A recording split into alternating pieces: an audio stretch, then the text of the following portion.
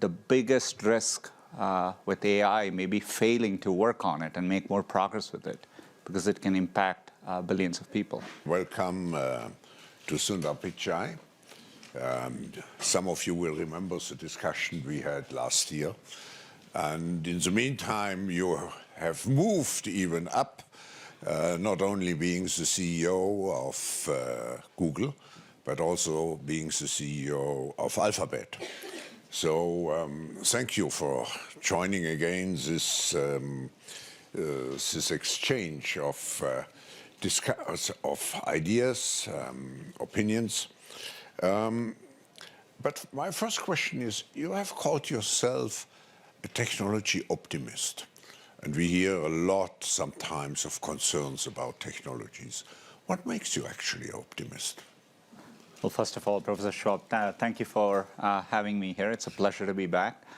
What makes me a technology optimist? I think it's more how I got introduced to technology. Growing up, I think I had to wait for a long time. I would hear about things, but I had to literally wait before I got my hands on either a telephone or a television. And each thing, when it came into our household, I discreetly remember how it changed our lives. The television allowed me access to world news, football and cricket, which I'm passionate about. So I always had this, first-hand experience of how gaining access to technology changes people's lives. Later on, I was inspired by the One Laptop Per Child project, this goal to give $100 laptops to every child. They quite didn't get there, but I think it was a very inspiring goal and made a lot of progress in the industry. And later, we were able to make progress with Android. Each year, we bring hundreds of millions of people, and they get access to computing for the first time. We do this with low-cost, affordable Chromebooks. And seeing the difference it makes in people's lives, I think gives me great hope for the path ahead. Yeah. And more recently with AI, just in the last month alone, we have seen how AI can clearly help doctors better detect breast cancer with more accuracy. We just recently launched better rainfall prediction. Over time, AI can play a role in climate change. So when you see these examples firsthand, I'm clear-eyed about the risks with technology, but the biggest risk with AI may be failing to work on it and make more progress with it, because it can impact billions of people. Yeah. But Sundar, you were, if I look what has happened in technology over the last, I would even say 30 years, there was one big breakthrough. It was actually when AlphaGo was beating Lee Sedol. I think we haven't really understood yet the implications of this breakthrough. And now your company, Google, is again at the forefront of another revolution, which may have even more consequences, positive or negative one. It's actually what you just announced in quantum computing, the breakthrough. And I have to say, it's very difficult to understand. I just know it could have tremendous implications. Can you explain what we can expect from quantum computing? And you are now the leader. You have made the big breakthrough. No, it's an extraordinarily important milestone. Last year we achieved something what's known in the field as quantum supremacy. It is when you can take quantum computers and they can do something which classical computers cannot. I like the way you characterized it. It's as inspiring a milestone as the Deep Blue moment or AlphaGo playing with Lee Sedol. To me, nature at a fundamental level works in a quantum way. At a subatomic level, things can exist in many different states at the same time. Classical computers work in ones and zeros. So we know that's an imperfect way to simulate nature. Nature works differently. So what's exciting about quantum computing and why we are so excited about the possibilities is it'll allow us to understand the world in a deeper way. We can simulate nature better. So that means simulating molecular structures. So maybe we can discover better drugs. Understanding climate in a deeper way so that we can predict weather patterns and tackle climate change. We can design better batteries. Nitrogen fixation, which is the process by which we make the world's fertilizers, accounts for 2% of carbon emissions. And the process hasn't changed in a long time because it's very complicated. Quantum computers one day allows us the hope that we can make that process more efficient. So it's very profound. We've all been dealing in technology with the end of Moore's law. It's really revolutionized the past 40 years, but it's leveled off. So when I look at the future and say, how do we drive improvements, quantum would be one of the tools in our arsenal by which we can keep something like Moore's law continuing to evolve. So the potential is huge, and we'll have challenges. In a 5 to 10 year time frame, quantum computing will break encryption as we know it today. But we can work around it. We need to do quantum encryption. So there are challenges, as always, with any evolving technology. But I think the combination of AI and quantum will help us tackle some of the biggest problems we see. And you add also, to a certain extent, genetics. I mean, I think quantum computing and biology will one of the biggest potential. Will have a great potential, positive and negative one. The positive one, as you're saying rightly, is to simulate molecules, protein folding, etc. It's very, very complex today. We cannot do it with classical computers. So with quantum computers, we can. But we have to be clear-eyed about all these powerful technologies, and this is why I think we need to be deliberate and regulate technologies like AI, and as a society need to engage on it. But that leads me to the next question, actually, because in an editorial in Financial Times, which I read just before the annual meeting, you stated, and I quote, "Google's role starts with recognizing the need for a principled and regulated approach for applying artificial intelligence." What does it really mean? I've said this before. AI is one of the most profound things we are working on as humanity. It's more profound than fire or electricity or any of the other bigger things we have worked on. It has tremendous positive sides to it, but it has real negative consequences. When you think about technologies like facial recognition, it can be used to benefit. It can be used to find missing people, but it can be used for mass surveillance. And as democratic countries with a shared set of values, we need to build on those values and make sure when we approach AI, we are doing it in a way that serves society. And that means making sure AI doesn't have bias, that we build and test it for safety. We make sure that there is human agency, that it's ultimately accountable to people. About 18 months ago, we published a set of principles under which we would develop AI as Google. But it's been very encouraging to see the European Commission has identified AI and sustainability as their top priorities. And US put out a set of principles last week. And be it the OECD or G20, they're talking about this, which I think is very, very encouraging. And I think we need a common framework by which we approach AI. Are you satisfied with those frameworks you said, which have been developed until now? I mean, you referred to the OECD framework, G20 framework. It's an early start. But I'm very encouraged that they have a lot of commonality, and that's because they are rooted in common human values. So I think it's a great start, but we need to get more specific and evolve it significantly. I think the European Commission is working on a white paper around AI, and I think that's an important first step, and we all need to engage. As a company, we are committed to engaging in the process, but it's going to need everyone from around the world. AI is no different from climate. You can't get safety by just having one country or a set of countries working on it. You need a global framework to arrive at a safer world there. But Sundar, you emphasize a global framework now.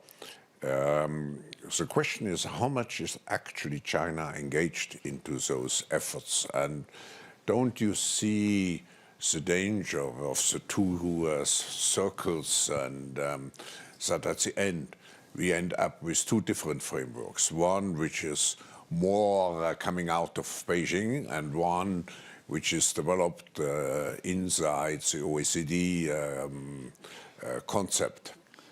I think there is concern that we could, bifurcate here, but I think it's important not to do so. I'm optimistic because, just like in climate, I think there's more alignment. We have things like the Paris Agreement. The world comes together because everyone shares the climate in which the Earth, how it affects the Earth, and so I think that's true for AI.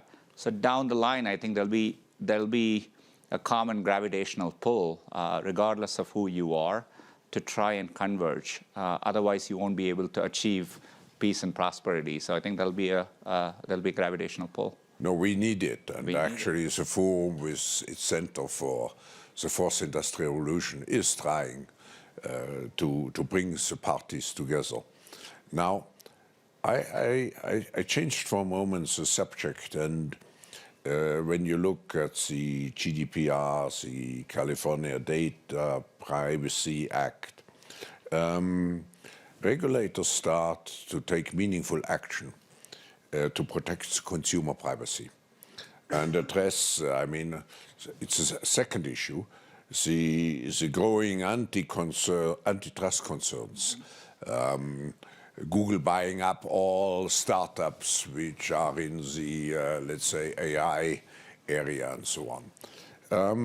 And some believe that actually companies like Google should pay, I think it was called, a digital dividend. Mm-hmm. Can you share with us what is actually the policy of Google? And I have here two. I come back: privacy and antitrust. It's a great question. First of all, maybe we'll talk about privacy. GDPR has been a great template. I think it gives a standardized privacy framework. And often when we are in other countries and when they are thinking about privacy regulation, we point to GDPR as a template. I'm glad Europe took the lead on it, and I think that gives a good framework for all of us to work on. For us, privacy is at the heart of what we do. Users come to Google at very important moments, ask us questions. We deal with people's sensitive information in Gmail, Google Photos, and so on. And so we have to earn that trust. And today we do it by giving them control and transparency and choice around it. And over time, I think AI actually allows us to do this better. We can do more for our users. Most of the data today we deal with is to help users with their information needs. And we can do that with less data over time. And it's counterintuitive. But last year, for example, if you use Google's keyboard, we actually now learn what to suggest, but we don't send the raw data back. We only compute our models, and the data stays on the phones. So over time, I think we can do more things on device. We can use AI to actually preserve privacy as we improve user experiences. And I do think it's important that products need to work for everyone. It's a foundational principle. So today, if you take a product like YouTube, we allow users to pay for it and get it in an ad-free basis, or you have an ad-supported product. It's what allows us to take information and provide many services to billions of people around the world. And privacy cannot be a luxury good. We need to make sure we develop services in a way that works for everyone, but puts them first and is privacy enhancing. And that's the journey we are all on. But ultimately, it's up to users to choose. On your second question, I think with our scale, rightfully comes scrutiny. You're right, we have bought startups, but as a company, we invest every single year in hundreds of startups through our venture arms. We support entrepreneurs and incubators around the world. Through our Grow with Google program, we are trying to digitally skill millions of people. In Europe alone, we have skilled over 5 million Europeans. So with scale comes the chance to work on things, take a long-term view on important technologies like AI and quantum computing. And so, that it gives us a chance to do that. But ultimately, we have to do it all in a way that works for society. that's the real test, and society has to judge whether what we are doing is beneficial. And we want to engage constructively in the process, and earn our right to do that. But we aren't building up scale for scale's sake. We are trying to do important things for our users. I'm sure. Let's integrate the audience for a moment, and even if we don't have a microphone, just speak loud. I'm sure there might be a follow-up, if you don't mind. Please, yeah. Let's see anybody who, and we stick to the question of privacy or antitrust, please, at the moment. Do you want? Sure. Yeah. Hi, Sundar. My name is Samar Sekka. I'm from the Global Shapers community from India. First of all, I'm a huge admirer and a tech enthusiast myself. I wanted to ask you, India is in right now, it's a huge market for you. Your program on the next billion users is aimed at India. India is right now in the middle of a data protection bill, which has seen a lot of changes over the last year. It was first seen as very restrictive to global multinationals like Google and other big tech companies. Now that it is being debated, India, the government has eased some of those regulations. At either of these points, Google has not actively lobbied or fought this bill. They have said that we'll comply with what the government says. What is your view on it? Because you're one of the few CEOs, unlike I think many of your counterparts, who takes a balanced view, saying that there are risks, but there are also benefits. CEOs generally come out on either end of that spectrum. What would you like to see come out of the data protection bill, where the next billion users in India could benefit, but Google could also sort of move towards its vision? I would just enlarge your question and not relate apply. it to India, but to what. So the question would be, if you would design, from your point of view, an ideal data protection bill, how would it look like? It's a great question. We are in the World Economic Forum. We bring people together. That's what the internet is all about. The value of internet comes in connecting the world. And to do that, you need a free, open internet to work. At the same time, and I see it's not just in India, as Professor Schwab mentioned. It's a big topic in Europe and all other countries around the world. Politicians, rightfully, they are charged with protecting their citizens, and as part of that, data sovereignty is an important topic as well. But it is inherently a balance, right? And I think countries need to focus on the highest risk areas and maybe add protections around it. But you want to, help preserve a common internet. Even in India, for example, if you take a product like YouTube, many creators in India, more than 50% of their views come from outside of India. The internet is essentially an export product. You can build a service, regardless of where you build it, you can reach people around the world. That's what's great about the digital economy. It creates new opportunities. And so that's the balance countries have to strike. But I think, I think there are good regulations. GDPR is a good framework as we think about how you can protect privacy for your users, for your citizens. Doesn't always mean data has to be siloed in a particular way. And I think we need to evolve those frameworks carefully. Any other comments? Let me see. Maybe someone from behind. Let's go into back. Yeah. Hello, my name is Guan from Learnable AI, actually an AI startup from Harvard Innovation Lab. So we do a lot of explainable AI. And I'm a big fan of Google's technology, especially DeepMind. So I want to know, in terms of transparency and explainability for AI, what do Google think and what's Google's plan? Thank you. Such a great question. One of our AI principles is that AI is ultimately accountable to humans, and to do that well, explainability is a big part of it. Now, you can imagine a self-driving car making a decision and us being able to explain. I think it's worth remembering humans can't always explain how we make our decisions. We think we can, and we say some things, but that's not how it really happens. So I think it's worth remembering that. But we are building, it's one of our most active areas of research. For example, to counter AI bias, last year we published research. So for example, if you have an image recognition algorithm and it predicts and says these are doctors, we can now say what are the variables you're using to predict that these images are doctors. It may say white coats, that makes sense. but sometimes the model can say male because it has seen only pictures of male doctors. And then you know it's not working well. That's an example of explainability which we do. And we are working hard to drive that. But it is an area of research. But I think it's an important principle to do that before we use AI in high-risk applications.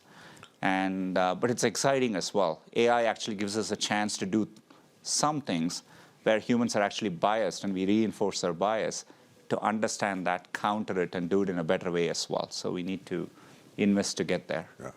Let me take one other. Hello, I'm Claudio Leverance, also from the Global Shapers community. And I wanted to know your thoughts about data privacy and health-related data. What do you think is the direction that Google will lead the health data in? The good thing about the healthcare sector, is that there are already strong regulations in place.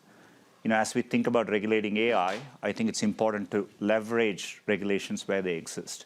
And healthcare has good privacy-protecting regulations in place. As Google, we see a huge opportunity in healthcare.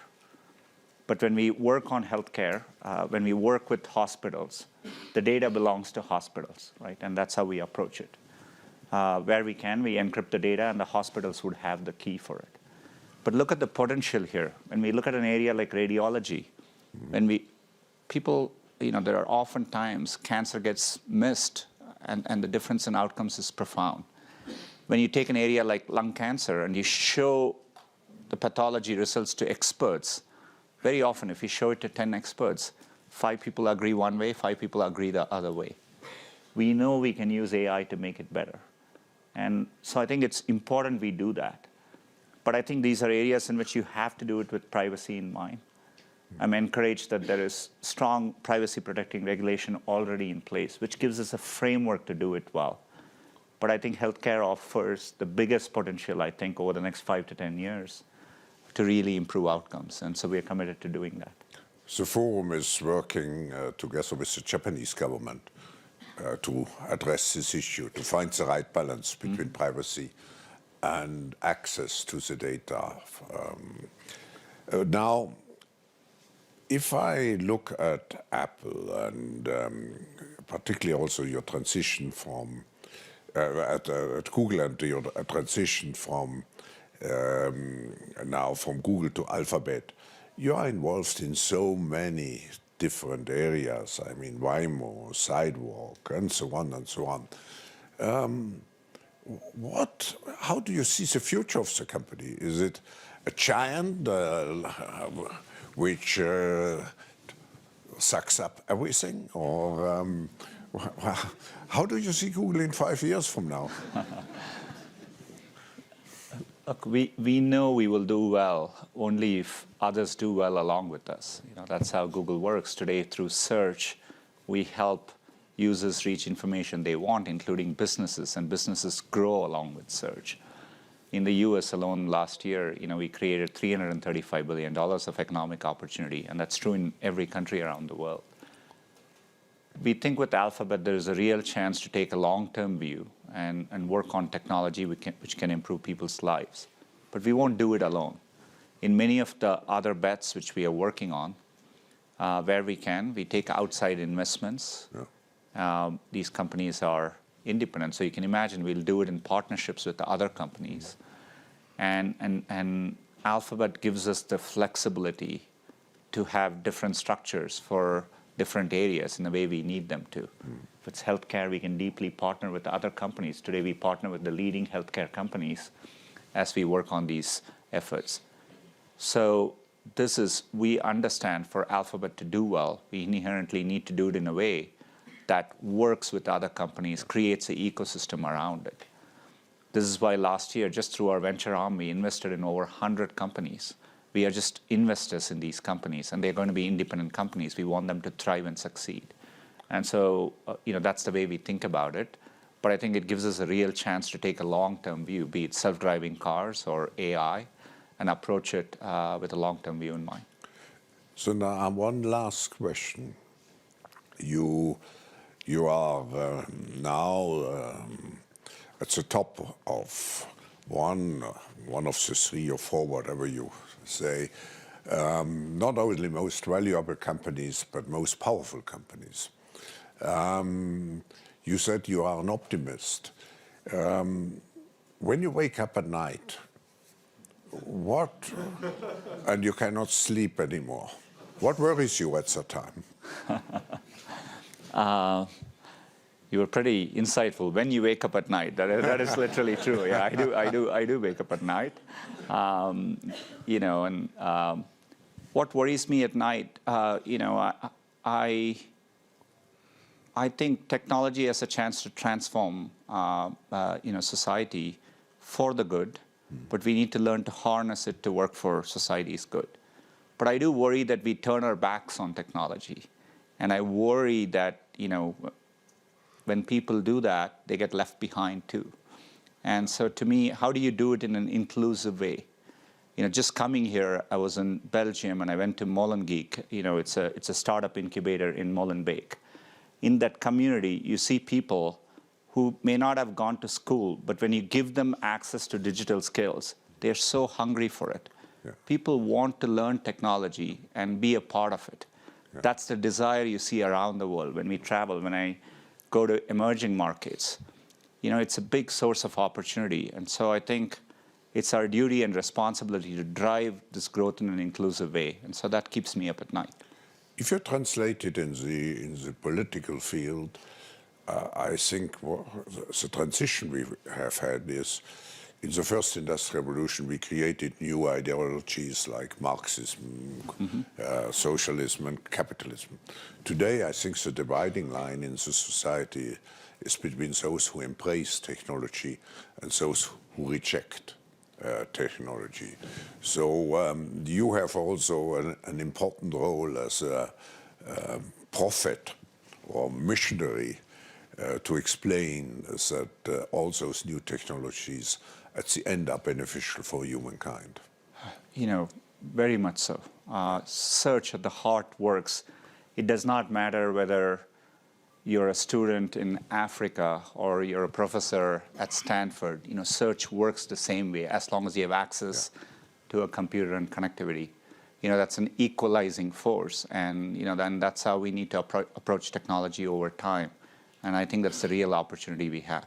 So you don't have to, if I take your role, you don't have to sell only a product or manage your, I don't know how many people now, but you have to be at the outfront to explain continuously that what you are doing is good.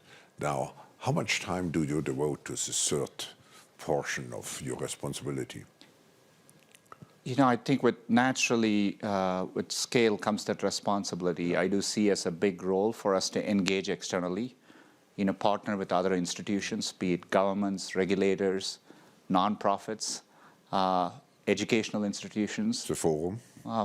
The World Economic Forum, and engage. And I think it's a big part of what we do.